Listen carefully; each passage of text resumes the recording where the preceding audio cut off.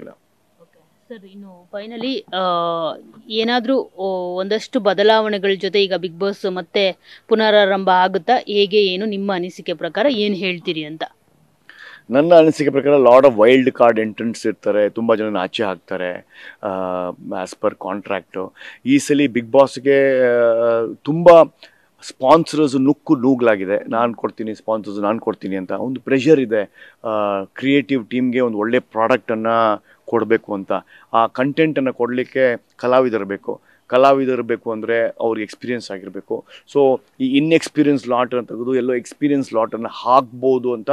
ಇದೆಲ್ಲ ಆದಮೇಲೆ I think there might be a rethink by the director of the show and the production team. ಇದು ನನ್ನ ಅನಿಸಿಕೆ. Because 2 ಸಲ ಬಿಗ್ ಬಾಸ್ ಹೋಗಿ ಬಂದಾದಮೇಲೆ ಅದು ಹೇಗೆ ವರ್ಕ್ ಆಗುತ್ತೆ ಅಂತ ಏನೋ ಒಂದು ಸ್ಟ್ರಾಟಜಿಯಲ್ಲಿ ನಾನು ಮಾತಾಡ್ತಾ ಇದ್ದೀನಿ. ಸರ್, ಈಗ ನಿಮಗೆ ಹೇಳಿದ್ರು ಅಲ್ಲಿ ಕೂರಿಸ್ಕೊಂಡು ಈ ಥರ ಕರೋನಾದು ಕ್ಲಿಪ್ ಎಲ್ಲ ತೋರಿಸಿದ್ರು, ಕರ್ಕೊಂಡು ಬಂದರು ಆಚೆ, ಅಷ್ಟೊಂದು ಶಾಕಿಂಗ್ ಇಲ್ಲ ಅಂತ ಅನ್ಸುತ್ತೆ. ಅಫ್ಕೋರ್ಸ್ ಇದ್ರೂ ಸ್ವಲ್ಪ ಅಷ್ಟೇ, ಆದರೆ ಈಗಿನವ್ರಿಗೆ ಆಗಲ್ಲ. ಪೊಲೀಸ್ ಹೋಗ್ತಾರೆ ಒಳಗಡೆ, ಕರ್ಕೊಂಡು ಬರ್ತಾರೆ ಎಲ್ಲರನ್ನು ಒಬ್ಬೊಬ್ರನ್ನೇ. ಎಷ್ಟು ಶಾಕಿಂಗ್ ಆಗಿರುತ್ತೆ ಅಲ್ಲಿ, ಆ ಸಿಚುವೇಶನ್ ಹೇಗಿರುತ್ತೆ ಆ್ಯಕ್ಚುಲಿ? ಖಂಡಿತ ಅದೇನೋ ಟಾಸ್ಕ್ ಅನ್ಕೊಂಡ್ರ ಅಥವಾ ಏನೋ ಆಗಿದೆ ಅನ್ಕೊಂಡ್ರ, ಫೈರ್ ಅವಘಡ ಅನ್ಕೊಂಡ್ರ, ಏನೂ ಗೊತ್ತಿಲ್ಲ. ಬಟ್ ಶಾಕಿಂಗ್ ಅಂತೂ ಇತ್ತು.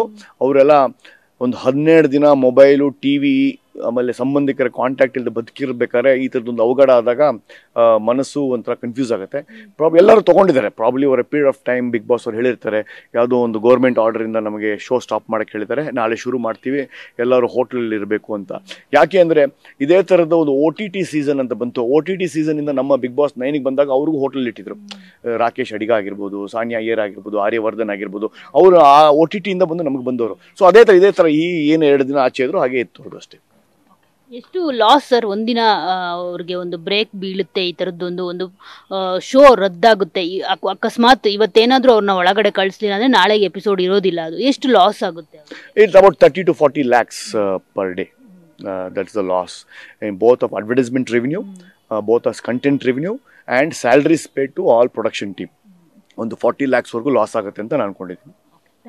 Thank you. ಸೊ ನೋಡಿದ್ರಲ್ಲ, ಇದಿಷ್ಟು ಪ್ರಶಾಂತ್ ಸಂಬರ್ಗಿ ಅವರ ಮಾತು. ಕ್ಯಾಮ್ರಾ ಪರ್ಸನ್ ಸಂದೇಶ್ ಜೊತೆ ಮಂಗಳರಾಜ್ ಗೋಪಾಲ್, TV9 ಬೆಂಗಳೂರು.